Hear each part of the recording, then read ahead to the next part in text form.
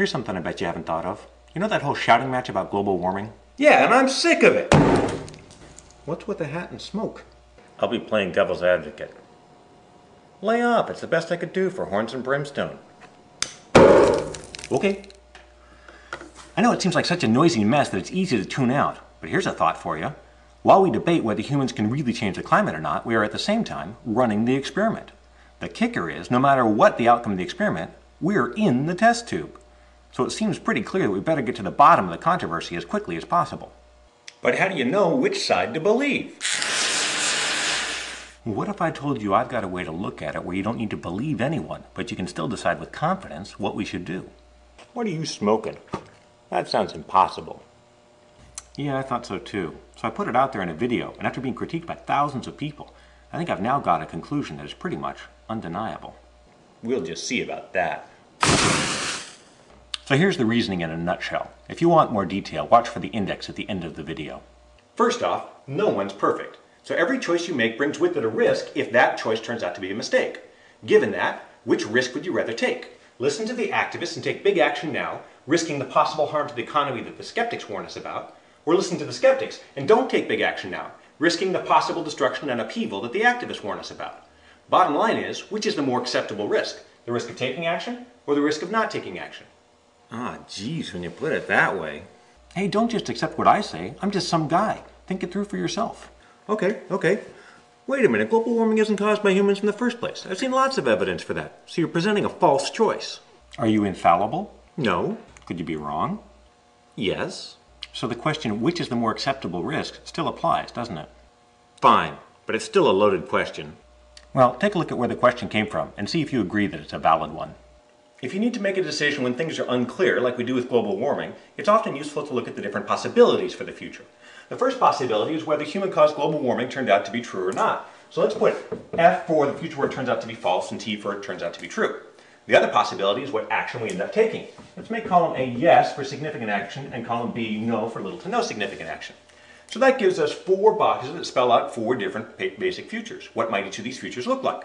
First is the future where we did take action and global warming turned out not to be real after all. Let's take the most pessimistic view there and say all we get is a bunch of economic harm and 0 positive benefits. How about this box? We didn't take action and we didn't need to. Everybody celebrates. The skeptics because they were right, and the activists because it wasn't the end of the world after all. How about this box? We took action and it was a good thing too because the doomsayers were right. We've still got the economic costs, but everyone's okay with that because we saved our cookies. Now how about this box down here? We didn't take action, but the doomsayers turned out to be right. Well, if we took the most pessimistic view up here, we should do the same thing down here. And this, you've heard before. We have environmental, political, social, public health, and economic disasters on a global scale, a disaster scenario. Now, obviously, this is grossly simplified. The smiley faces give that away. But we can say that the future will fall roughly into one of these 4 boxes. Most of the shouting match is about trying to predict which row the future will fall into, which we can't know for certain until we actually get there. But what we can know, because we control it, is which column the future will not fall into. Because by taking action or not, we are choosing a column, and that eliminates the risk in the other column. So it's a bit like buying a lottery ticket. We choose ticket A or ticket B, and then wait to see what the laws of physics dish out as our result. One way or the other, we're taking a risk. So which risk is more acceptable? The risk of taking action or the risk of not taking action? Hey, that sounds good, but the logic is bogus. Wouldn't that grid argue for action against any possible threat, no matter how costly the action or how ridiculous the threat? Even giant mutant space hamsters? Because it's better to go broke building a bunch of rodent traps than to even risk the possibility of being hamster chow, right? So this grid is useless. Yeah, I totally agree with you. Huh? The grid by itself isn't a silver bullet, but what it does do is it allows us to make a decision using uncertain knowledge by changing the question from, are humans affecting the climate, to the real question, what's the wisest thing to do given the uncertainties and the risks? Really, it's just basic risk management. So to get around your hamster argument, we need to get a sense of how likely each row is. Why can't we just wait till the science is finished and then we'll know what to do? Well, for one thing, that doesn't avoid risk, because that's the same as just choosing column B, which is where we sit right now.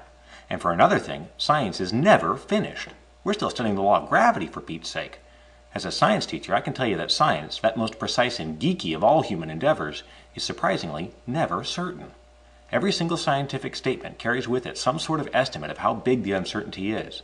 which is part of why there will almost always be some disagreement on any scientific issue. So where does that leave us if anything any scientist says is accompanied by a sort of, yeah, but I could be wrong? The trick is to not look at what individual scientists are saying, but instead look at what the professional organizations are saying. The more prestigious they are, the more weight you can give their statements, because they've got huge reputations to uphold and don't want to ever say something that later makes them look foolish.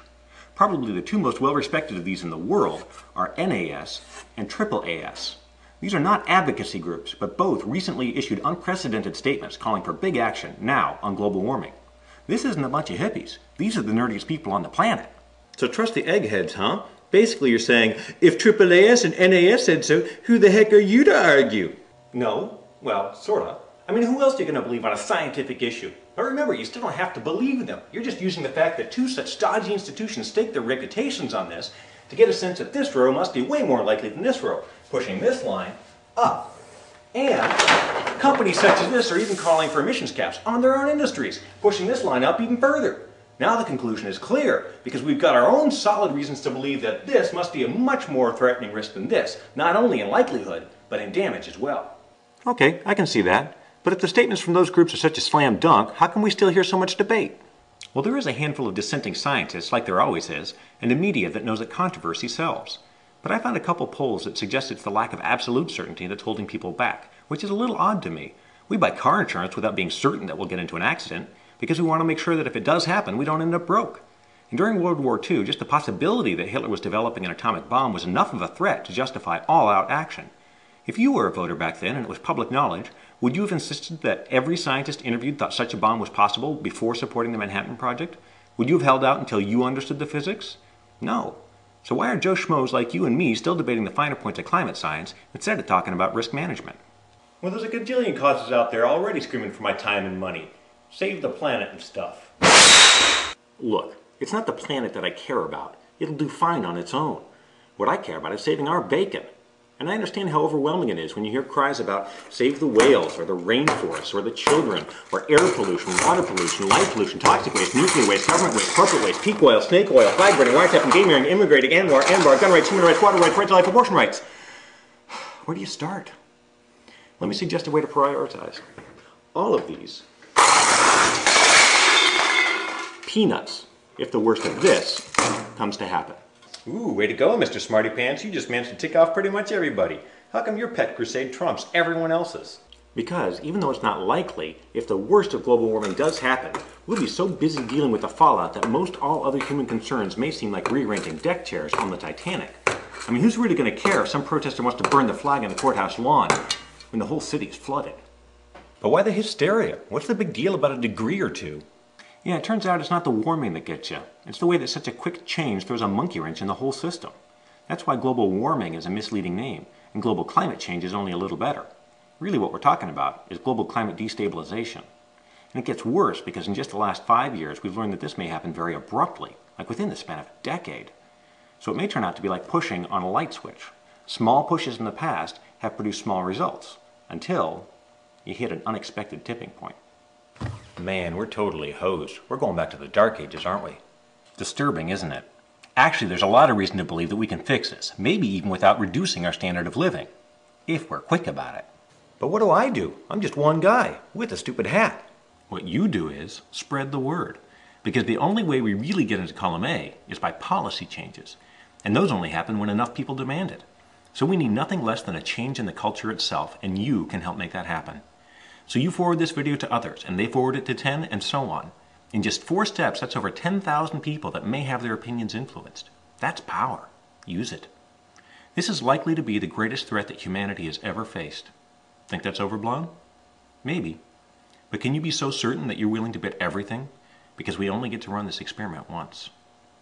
Hopefully this idea of risk management will be what ends the debate. How the world ends up? Well, that depends in part on you, and what you do next. We have greatness within us, innovative, giving, determined. It's time for the best in us to come out.